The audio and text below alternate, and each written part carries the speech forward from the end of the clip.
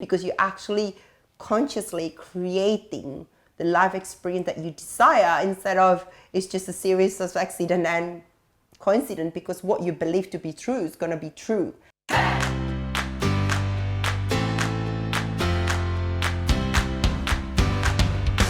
Yuliana, welcome to the Red Hot Truth.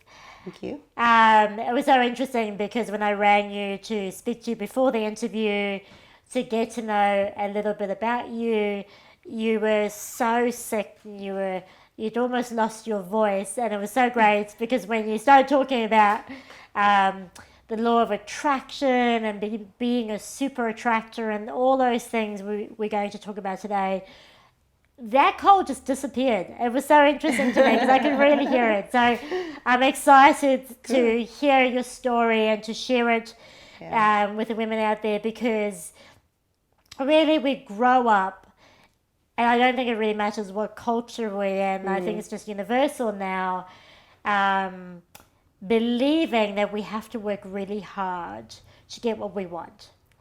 And that hard work is the way to go, and dreams only come true for those really special people, you know? Yeah. We hear that all the time, right? And right. when we do have dreams, people go, yeah, stop being a dreamer, that's nice, but get a real job, Yeah. right? And we really want to talk to that today, because that's been your experience too. So tell me, first of all, how did you come to find out more about the law of attraction in your own life? It was really an interesting journey, because I believe I was attracting all these amazing things into my life before I know what the word law of attraction and manifesting and stuff like that. But throughout my journey, I always feel that I'm being called to do more things than my corporate career. And I was looking for an answer. And at that stage, I was feeling very burnt out at my corporate career. And I had a business that I was trying to make it work. I had a skin clinic business, and I want to make a difference to other people's lives, more than just, helping a company to adding to the bottom lines, basically. Yeah. So accidentally, I was in this workshop, and one of the workshops is called the Quantum Being. So what they do throughout this session is helping you to understand what are your pattern when your upbringing pattern. And it's interesting, like what you say, there's a belief, there's, through our cultures and the way that whether it's the religions, the culture, the society, the school, there's this like subtle subconscious programming of who we should be, how we should behave, and how we should live our life, to be honest. Because how many times we have an idea, we want to do something, and we get discouraged. Yes. And I have this thing when I said I believe that to have it all in life, you really have to have a courage. It's not impossible, like what you said, but it's just take a courage to have. Anyway, in that workshop, through the Quantum Being, I actually get to see my biggest self-sabotage belief, which I call it. It's not good enough. And that's what have driven me to the burnout stage at the corporate, because I feel no matter how much I do, whether that as a role that we play at work, or the role I play as a mom, or the role I play as a wife back then, it's never good enough. I keep giving and giving and giving. And as female and a mom, you can relate to this. There's only so much you can give, and you feel like you're empty after that. You got nothing else left to give. So many of us, don't believe that we attract the things in our lives that are there now, because once again, I feel the education system doesn't teach us that.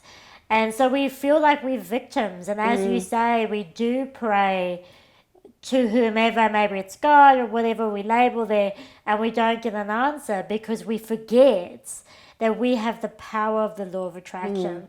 So for those people who aren't familiar with it, how would you describe the law of attraction? Well, I put a post not long ago, actually, and I said in my group and say, you can live your life two different ways. You can see your life experience as a series or sum of just coincidence and accident, and you can keep living like that and keep bumping your head to the brick wall. and get up and go again and do it again. Or you can actually be conscious about it. What is the why? Why am I doing it? Why am I attracting this life experience into my life? And if you are taking this role very seriously, I call it, but you're being conscious that you're actually co-creating each of your a life experience with the universe, then your life is going to be so much better, because you're actually consciously creating the life experience that you desire, instead of it's just a series of accident and coincidence, because what you believe to be true is going to be true. And that's what when it's coming back to the law of attraction is just like a universal law. It's, you believe it or you don't believe it, it doesn't matter. It always happens for you.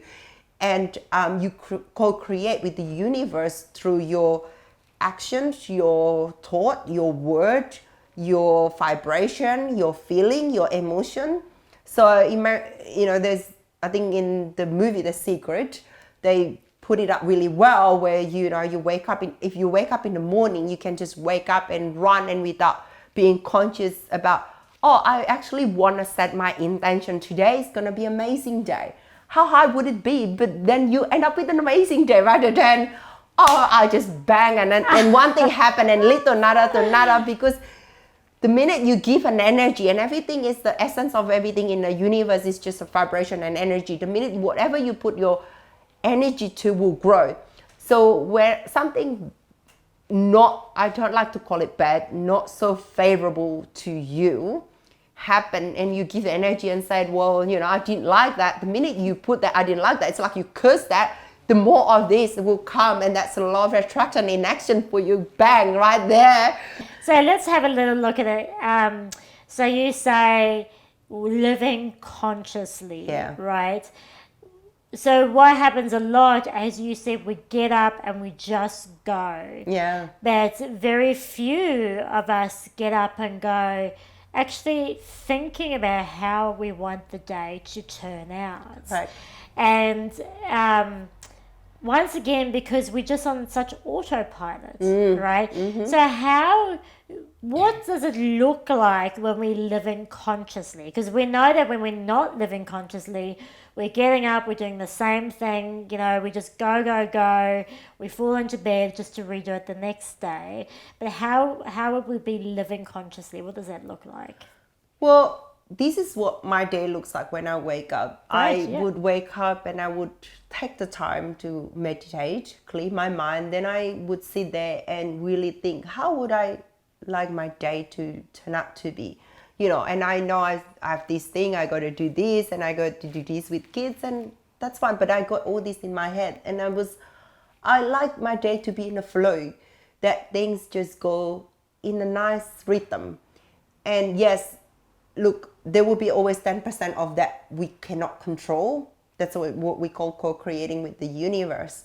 However, it's about understanding and setting an intention, and this is coming back to manifesting, is setting that intention about what it is that you want to have or you want to create. And even just have that 5 minutes that we don't do, which is understanding what our body wants and what we need.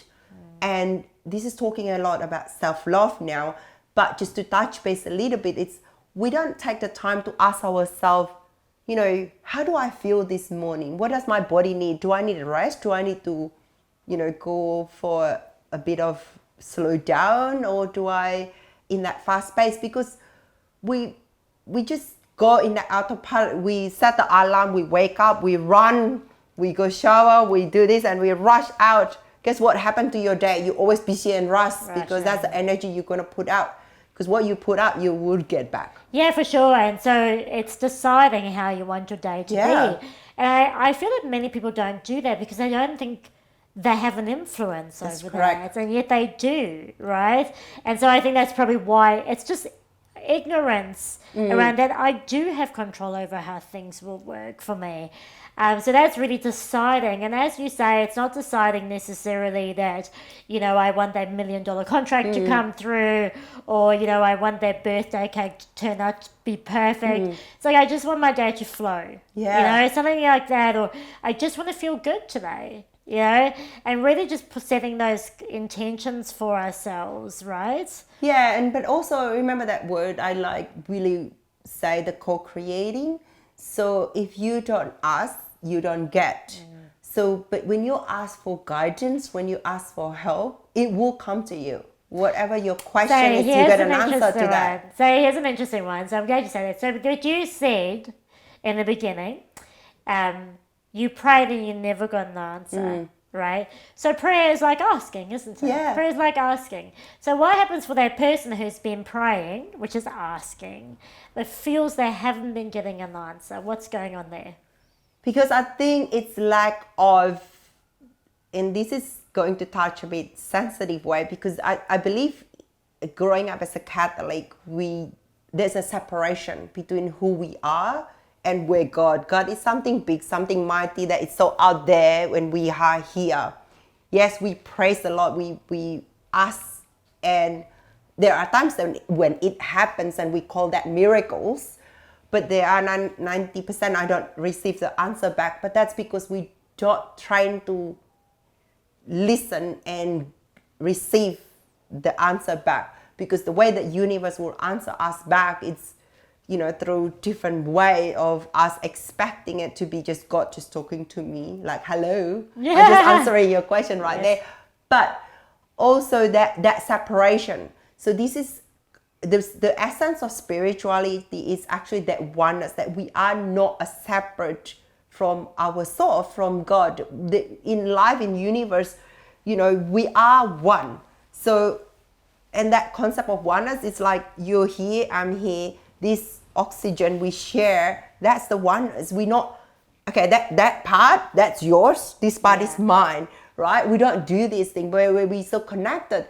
You walk into the room when someone had just had an argument, you can sense the tension in the room. And if you hurt someone, you actually feel hurt as well. You see that is a part of the oneness, that we all one.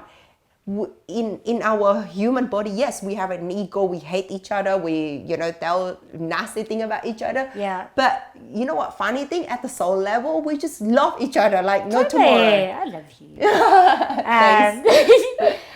So the interesting thing I also found in my own life is that sometimes I ask the questions, but I don't actually quieten down enough to hear the answer. So it's like, it's, for example, it's like me asking you a question, but just continuously talking and not allowing you to answer. And I think that's what we do as well, is like we ask the universe or God or whatever label you put onto that, the higher power, for something, but we don't stop to listen. Yeah. We keep going, we keep controlling, and that's why we just don't see it. And it was interesting because the other day I said to the universe, I said, hey babe, like, hey, I play, right? So I'm like, show me a heart. Like, show me a heart if I'm guided, right? And I forgot about it, which is interesting, right? So it's important to remember what you ask. Because how do you remember, right? I was going, and then I wasn't seeing anything, and then all of a sudden, I was like, oh, hang on, I asked for a heart. And as I thought that, I looked up and there was a poster with a big heart hanging in the window. That's right. I was like, oh, that's right. I have to look for the signs or listen for the signs. I have to remember I asked. And also, I think another thing that really sets me back, and I think I can speak globally there, is that we always think it has to be so big. Right? Yeah. We always think we have to win $1 million, right? But sometimes it's just in meeting a person, and then in their interaction, or an idea, or anything small. But I think we've been so trained to get the big sign that we miss the little ones. What do you think? Well, that's interesting point what you said about clearing and quieting the mind. That's what the mindfulness practice comes about, where you actually pay attention. Because yes, going back to when I was before my spiritual journey, one of the things that I would missing is I don't pay the attention, and God probably talking to me, but I never listen. There's a book called Conversation with God. I don't know if you read, but I've heard of it. Yeah, it's a Neil Donald Walsh. Okay. It's an amazing spiritual book. And one of the things he was saying is he said that people ask, and God said it's not that I don't answer, it's you don't listen. the thing is, we expect, and this is the same in manifesting and law of attraction, we expect things to be in the how in our head as a human mind, but sometimes the how it's outside. Trust me, it's always never what we expect it to be. Yeah. So when you ask for an answer, that mindfulness comes about where you kind of, okay, I ask this question, I should be really pay attention of things that will give me the clue to the answer. So I remember once I was on a plane, I can't remember exactly what I asked, but I said, if you show me through a yellow feather, and you can ask for specifically, yeah. And it's interesting because I said yellow feather. I got off the plane and I was driving home from airport, and all I see was a flock of birds with a yellow feather on the side of the road. And I thought, I stopped at the traffic light and I look at, well, come on, if I don't see that yellow feather, I gotta be blind. That was the answer from the universe. Right? I love that. And so one thing you also touched on is that we all energy, and that, so the way I define the law of the universe is like attracts like, right? So my vibration attracts what I am, and I always refer it to, and I get this from Wayne Dyer, so I can't claim it myself, although I would like to. When you squeeze an orange, what you get is orange juice. You don't get strawberry juice, you get orange juice. So your life is the result of what's inside of you, right? And so sometimes we say the words, right? But we give up a totally different vibe. Yeah. Tell us a little bit about that. Like, how can you explain a little bit about vibe and energy for those people who don't quite understand that? Yeah, so it's interesting what you said, and remember that questions that I put out, are you consciously creating, or are you going to be just looking at as the accident that ever happened to you? I think we are part of that. I think we are brought up in society that we're so used to look for that blame. We become a victim and we look everything outside us instead of looking everything that within us. So one of the biggest steps with the law of attraction and being consciously creating is you actually need to take all the responsibility back to you. So if something happened, instead of goes, well, he or she does this and this and this, and therefore I feel miserable, it's come back and say, why is this happening to me? What is it in me that creating this? And that is the essence of that vibration. And I usually teach using the magnet. I got that North Pole and South Pole, and you bring in things, through different level of vibration. So you either repel it or you attract it. So your energy or your vibration, I call the energy is the fuel of how strong you dial in the strength of your magnetic field, and your vibration is whether you're North Pole or the South Pole, whether you repel certain thing or you actually attracting certain thing. So a good example, people will say, I want to be millionaire, right? But as long as you have the poverty mindset, every time you look at the bill and say, oh, another bill, I gotta pay. Or you look at your bank account and thinking, I don't have money.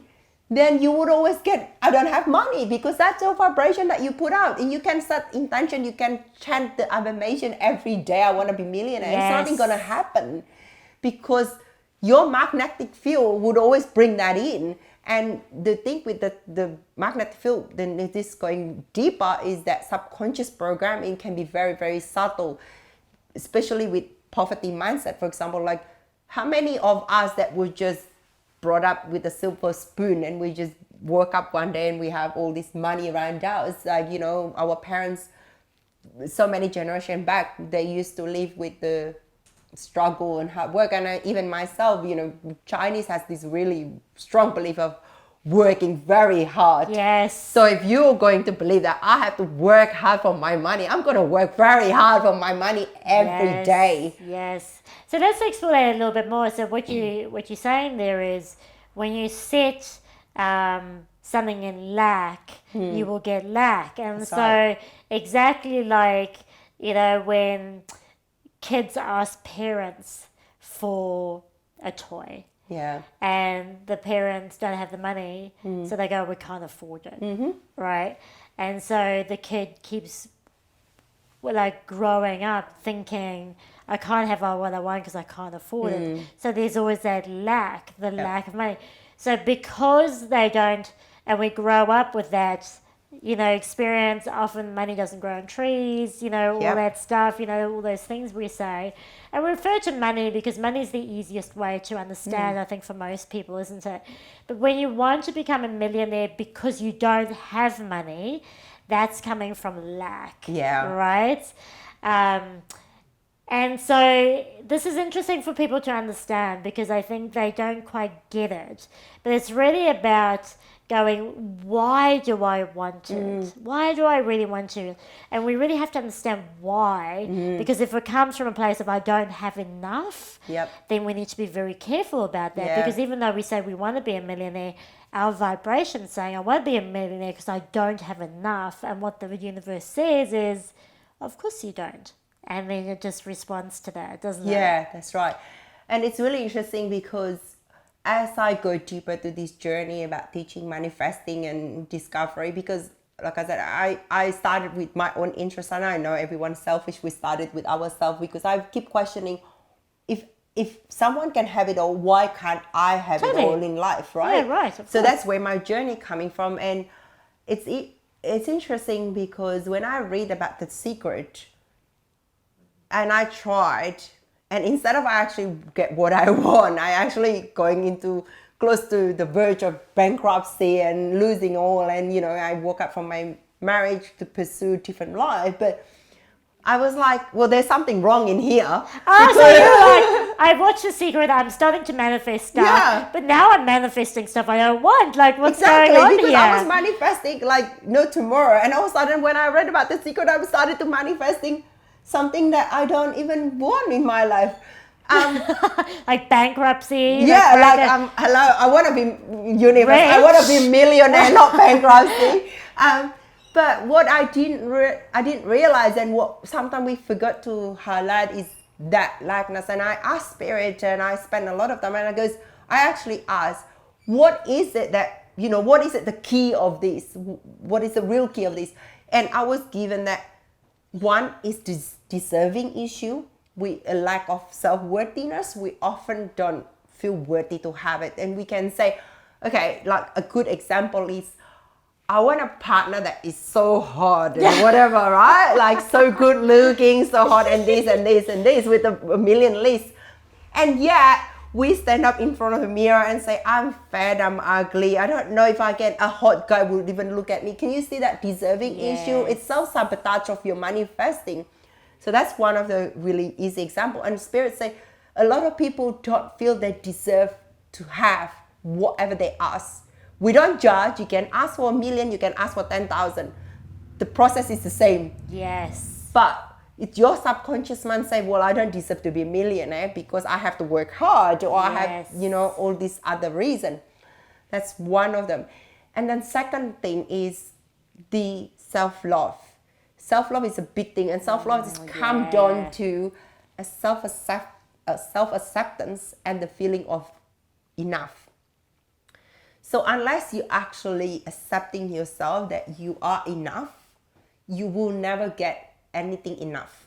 So you're always going to manifest from that lack, like what you say. And when you come from a lack, not a love, from an abundant mindset, you're gonna end up with not what you want. And we're talking more than just manifesting just one car or manifesting, just one thing in your life. Those are, I would call it, not so hard, but it's actually really transform every area of your life that, you're going to have amazing life. Yes. So it goes a bit beyond to just, I would like to have a coffee. We're actually a manifestor, by the way, because, when you think about, I want a coffee, you get the coffee. And I used to, but when I first started playing with the law of attraction, I used to play it like that all the time. I used to go, you know what I'd really like? I'd like a free coffee. I swear to God, it would come. Yeah. I'd get a free coffee. So you can play a little bit with that. But, we spoke about this before, and the reason any of us really want anything is because we think it's going to make us feel better. Yeah. Right? I want the $1 million because I feel shit that I don't have money, That's right? I want the man because I feel shit being lonely, right? You know, and we always think we'll feel better for having that thing. That's right. And so the trick, and it's hard for us because we've been taught, as you said, the flip side, right? We've taught you'll be happy when you have the career, Correct. you'll be happy when you have the man or whatever it is, right? But the law of attraction works totally the opposite. When you feel the way you want to feel, then you naturally become a magnet to it. That's right. And sometimes we struggle because when we're in lack, we go, well, how can I feel like I have it if I'm so conscious of not having it? But then that's when we need to start redirecting our attention to the things we do have and then feel good about that. And then the rest will follow. Well, that you touch a bit of the power of the gratitude, but also let's say you want to manifest a love relationship, right? And you keep thinking, oh, I'm going to manifest a love in my life when I have no love. But, you know, understanding that love is not just a love for a man or love a partner, but you can love your dog, you can love your children, you can have love friends, your family, correct? So the level of that vibration of love, universe will take it the same way. So they don't differentiate, oh, it just have to be a love for a partner. But when you give out so much love, you're full of love, and you could fill up your own cup with the self-love as well. You're gonna attract amazing love. But you have come up with an amazing 7-step process, which is so important because sometimes we need just a system to follow because we don't know, right? Yeah. So let's whip through the process quickly. And then, of course, people can contact you directly to find out more about it.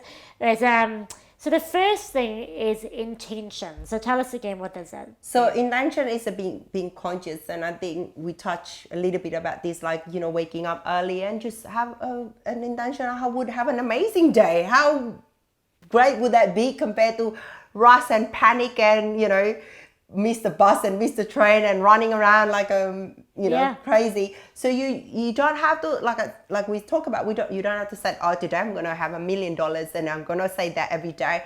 It doesn't always to be like that. You just wanna be the day as flow.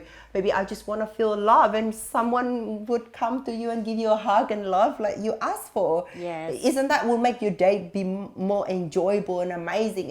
It's all come back to that life experience and being mindful of what is it that you are creating and that thought and emotion. Because the minute I say the intention is like an arrow.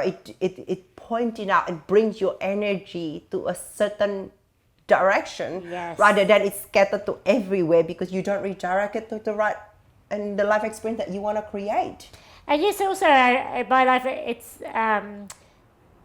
it's really useful for me to say, how do I want to feel today? Correct. That's, you know, and if you're just starting off, that might be a good one because, you know, that's more internal. Because once again, we said we want a manifestation to feel a certain way. So maybe we can just say, hey, you know, I want to feel in flow today. I want to feel like at ease today. Yeah. You know, and that's a nice way to just give it a go. Correct. Right? Instead of hustling through your day. Absolutely. And maybe even us. I want to help today to, you know, whatever to achieve. You got a project and just say, you know, I want to help and guidance so that I can complete my project by the end of the day. Totally. And believe that will happen, right? Correct. Number 2 is imagination. Yes. So imagination is something that would help us to activate that, and I think we talked a little bit before about imagination and visualization. Yeah, tell us the difference, because often we get told to visualize. So tell us, because I really like this. So I learned that the part of the whole manifesting, which we will talk a little bit more, there's a law of attraction, there's a law of illusions, and there's a law of vibration. There's 3 different laws, and on the second step is the imagination, is the law of illusions. So the difference between visualization and imagination is visualization, it's like structured around what you know, what you have your mind perceive. So if you never seen a car before, it's really hard to visualize a car because you don't know how it looks like.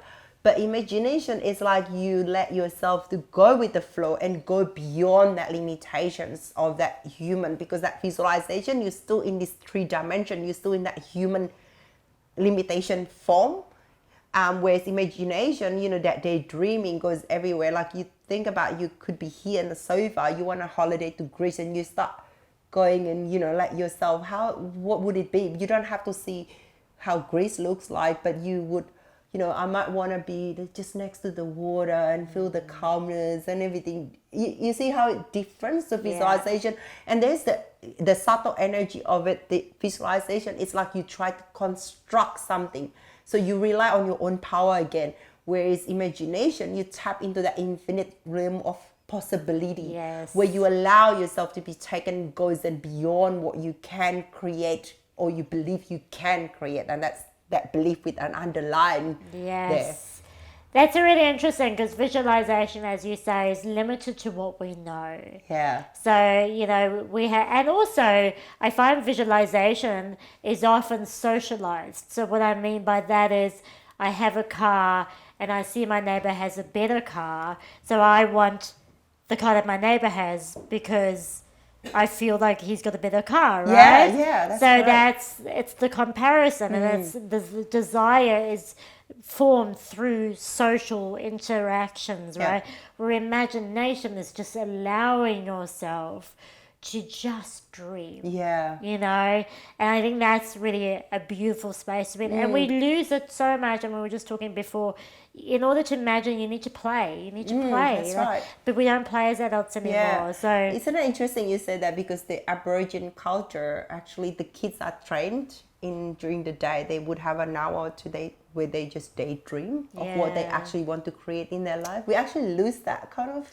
we totally, especially technology, right? I know. Every second of every day we're like, oh my God, right? So number 3 is initiation. So tell us about initiation. So initiation is coming back from that vibration level. So, we talk about that law of illusion through your imagination. So we talk a little bit more about the law of vibration, which is the initiation. So when you activate your vibration level, you initiate, you actually tell universe, now I'm ready. And I think a lot of people stuck in that intention mode. We keep saying, I want this, I want this, I want this. And you forgot to say, well, I'm not ready to actually receive this, right?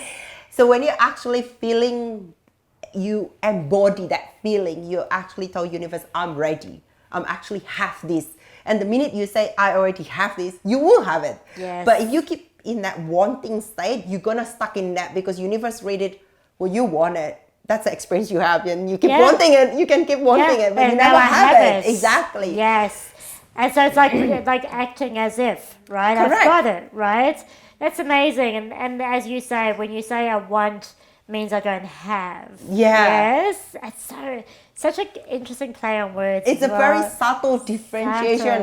And that embodiment process, I think we talk about where, we talk about a little bit about this before, where how I feel when I don't have it.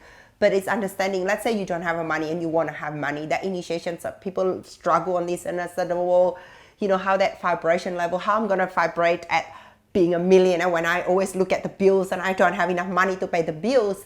But understanding, coming back, I believe that it's the best way to manifest is actually don't manifest money. Actually go beyond, what do you actually want to do with the money, correct? Yes, totally. Because you're going to find a way, and this is another limitation, is you will find a way of manifesting what you want without the money, right? For example, a holiday. You want to go on holiday. If you keep stuck in, I have to have $10,000 in my mind, in my account first before I can go to Greece, they're going to be stuck in that stage, and you will never manifest to go to Greece, because you're stuck in your own belief, in your own logical, limited belief that that's the only way to get there. But you could win a competition. You don't need the money. You could, there's many different ways that someone might come up to you and say, I'll take you to Greece. You're like, it's funny, I was following a woman called Barbara Sher. She talks about having these ideas parties, because she says isolation is the killer of dreams, and she'd have these parties where you come and there'd be like 100 people there, strangers. You get up, you say, my dream is to go to Greece, but my limitation is that I don't have the money, right? This dream and limitation. And she said she was running these idea parties, and then someone said, I want to go on the cruise, but I don't have the money. And someone at the back of the room said, hey, we just want a cruise, but we can't go. Here we go. There you go. You see? And again, and I get goosebumps thinking about it, but once again, our logical brain goes, that's not possible. That only helps. That's right. Right? And that's our vibe, isn't it? Yeah, so that vibe, it's coming back to that vibe. So you activate the vibration. You know, how does it feel when you're actually on holiday instead of how do I feel when I have $1 million? And if you never have $1 million, you're going to be struggling because you keep thinking, how do I feel like a millionaire? I never feel like a millionaire. I don't even have money in my bank account. And sometimes it's too far of a stretch as well. Like if you've got no money and then all of a sudden you want $1 million, it's too, you don't believe it. It's too far of a stretch. I actually call that the disclaimer of the manifesting. Is you cannot manifest what your consciousness doesn't believe that you can have, because it's beyond your, we call it beyond your consciousness. Yes, you will have it. You can have it. The universe doesn't say that you can or can't, but it's actually it's our consciousness that limit us where we're going to be. Yeah, totally. So start small, man. Do 1,000, whatever. If you want money is what you want, right? Yeah. So now this is intrepidity. How do you say it? Intrepidity. Yeah. It's actually being courageous. Intrepidity. Okay. Intrepidity. It's a mouthful. But I like to bring it all as to the 7 eyes together so that people get it. Like, did you make up that word? No, actually, I actually spend sometimes to research and find the words that actually would click together in that way. And it's interesting how you talk about that, Barbara, because the intrepidity is actually believing, right? So believing that you can actually have, being courageous is one thing, but actually believing. So one of the things that I said was have a believing partner. For example, if you want to be millionaire, like, you know, I'm best friend, I'm going to tell you every day that I want to be millionaire, and you're going to say that, yeah, it's possible for you. Yeah, I can see that. Yeah, I can see that happening, and that believing will help you to build that consciousness to be a millionaire rather than, I believe that sometimes we got to be careful as well of who we told our dream to, especially our loved one, because our loved one is so good to keep us in the box unintentionally, you know, just to make us feel safe. And I know it happens to me as well with my parents and stuff like that. I had this amazing idea, and they're like, you gotta be out of your mind, right? Thinking about this. And how many times do we hear this? Their intention might be well and good to keep us safe, and they're thinking this is too risky or this is beyond what is possible. Therefore, it's impossible. Yeah, and also if you're not if you're not vibrating, if your vibration's not solid around that dream, if you don't really, then it's easy to get swayed, of course. Correct. Right? It's amazing. Yeah. So the 5 is interesting. Inaction. Oh, right? Is that what we get told? Action. Tony Robbins is action. Yeah. Right? I think there is a power of the inaction. Inaction is having that surrendering and letting go, and that's the biggest thing with manifesting, especially things that you think is beyond you. Because if you already know the how, like I want a coffee, then your logical mind, okay, I'll just go to cafe and pay and get a coffee, right? That's the power. But if you don't have money, I want to go to Greece, how do I get that?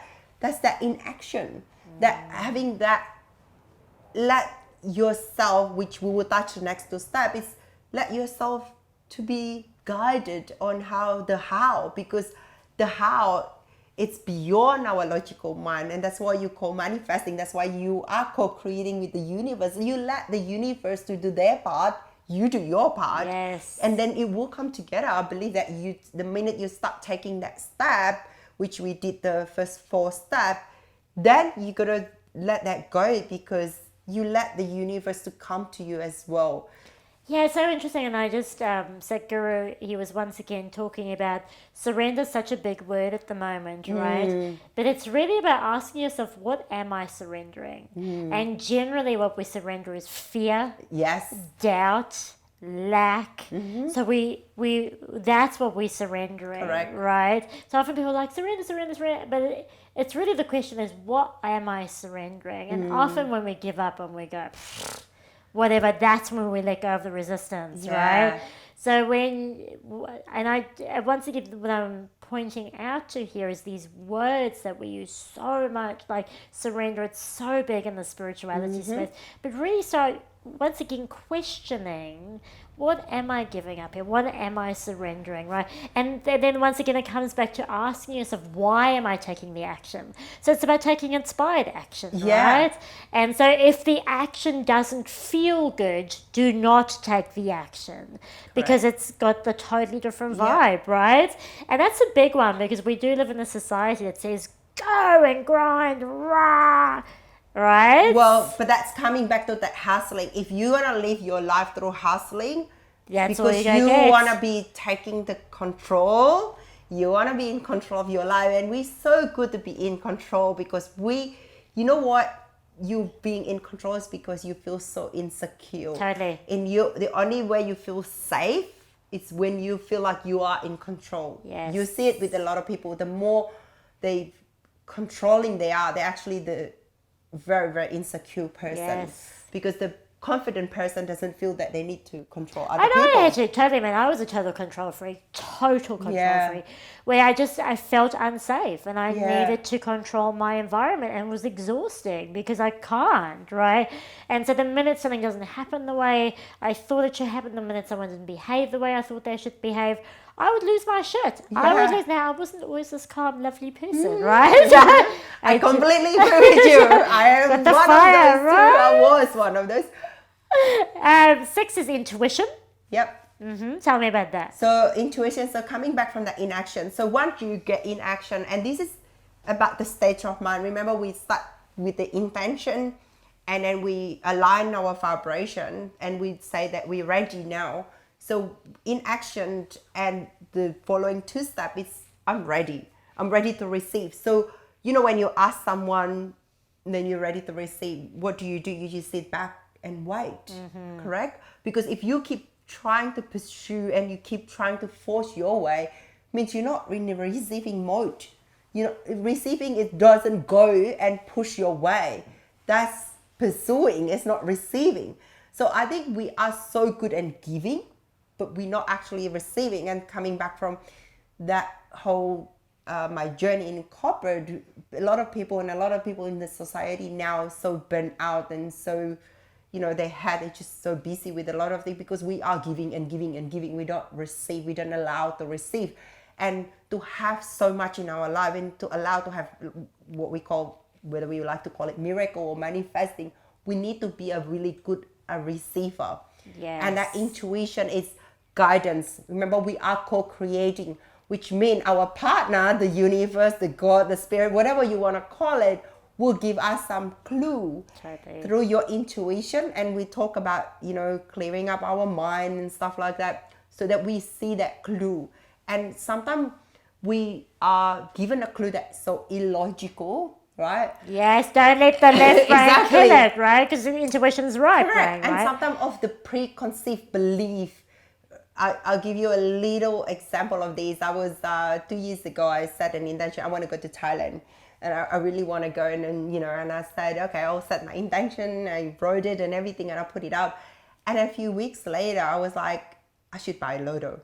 So I went and bought Lotto and I won $4,500. And I went to Thailand. But why I give you that example is because sometimes we have a preconceived belief and judgment because you were told to go and buy Lotto and you're like, oh my God, Lotto is sin, it's not good or whatever. But you know, to be honest, it's all judgment from the human perspective. Yes, and it's limited once again by what we know and by our programming. Yeah, and it's, you know, sometimes it's listening. As you say, you know, allowing. The other day, just yesterday or 2 days ago, I was walking along and blah, blah, blah. Of course, having amazing conversations in my head, like I generally do. And all of a sudden, it was like God speaking to me, if I can say that. And I heard this, contact this TV and radio agency. Like, it's like, and the trick with intuition is you have to act on it. That's Don't correct. question it. Don't. You have to. So I did. I was like, yeah, and so I did, and so I was like, whatever comes of it. Another time I was doing yoga, and during yoga I was breathing, and out of nowhere I got this message: you need to connect these two people. Like no, you must connect. It was so clear to me because the intuition's clear, right? And so I did connect them. I'm like, and I don't know what this is about, guys, but I'm just connecting you, whatever works there for you. So it's listening to your inner guidance, right? So you just described the last section, I by did the it. way. Yeah, the inspiration, It's to realize, which is your inspired guided action. Yeah. So tell us more. Inspired guided action. Go on. So basically, when you are told like that, and sometimes intuition and the guidance come when it's like out of nowhere, when we least expect it, I believe, because I don't know, universe teach us this way, but that in action coming back, and when you think that it's not going to happen and you let go, you surrender, that things start to happen. Yes. And you receive this thing, or you believe, certain things will come up and you should do this, or you should read this, or whatever it is. Yes. You don't have to act upon it, because that is the right guidance, and you feel it. I think we forgot to feel, and a lot of people, we are so good at logical. I mean, I'm talk to me, I'm an analyst in my corporate world, so I'm trying to just go with logical and if it doesn't stack up with my logical mind, it's not gonna work. But intuition will never be logical, it's always illogical. And it's about trusting, and that surrendering and trusting is the two biggest word. It's about living that life in a flow. Is the balance of us, of being the being, and the human, the doing. So when you have that balance in life, we're going to have an amazing life, and things will just flow so much easier. And so I think it can get really heavy, and people can get bogged down by this, but my simple strategy really is just do what feels good. And be happy.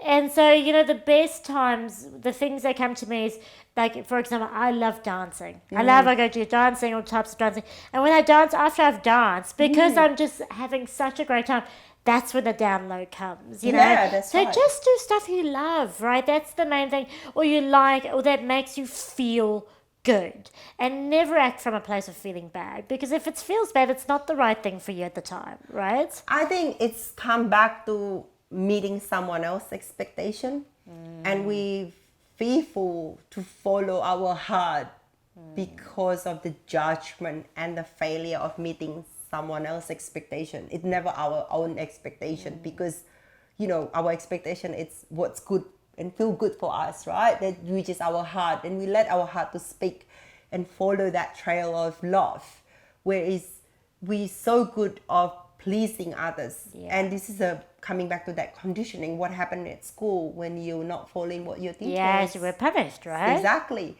What happened when you don't obey your boss? Exactly. Fired, right? That's right. real punishment stuff. So we believe that when we are pleasing others, we get what we want, yet we actually give up on ourselves. I mean, and I don't want to expand on that too much, but just coming back to the God concept, if you please God, you'll go to heaven, right? It's always this external as well, and it's just like, and but you are born a sinner, so that initial you're bad, and even if you're not religious, the school system, certainly in the West, was built on that. You would have gotten that messaging somehow, right? It's so exciting. It's such an in-depth topic, and I don't want to leave that on a bad note. So what I really am excited is just experiment. Just have a bit of fun. Just play with it. Even if you say to the universe, give me a sign, anything, like a fluffy duck sign. Choose anything, right? Exactly. And just have a little play, hey? And come with the manifesting. What I always taught my clients is start small. You don't just get up and run one day. So don't go and try to manifest $1 million, and you get very disappointed when you don't manifest that. But try small. like we talk about, just set your intention, even if decision and say, I will be happy today, or I'm going to find my inner happiness, not the outer happiness today, that will change your life already, because you will start finding things that makes you happy from within. Yeah, totally. And from that you would add on. So then, with manifesting, play. Yes. It's a play. Just, do things that are so little, like car park. I'm so good at manifesting. Me car too. park. I'm so good. Because I tell myself I always find the parking space. I know. I always do. Yeah. And I never stress about it. Correct. So start there. In Sydney especially. Just small. And then build upon it. And then as you're more confident, as you believing bigger and your consciousness have more expansion and allow things to come to your way in a bigger way, then you would have it.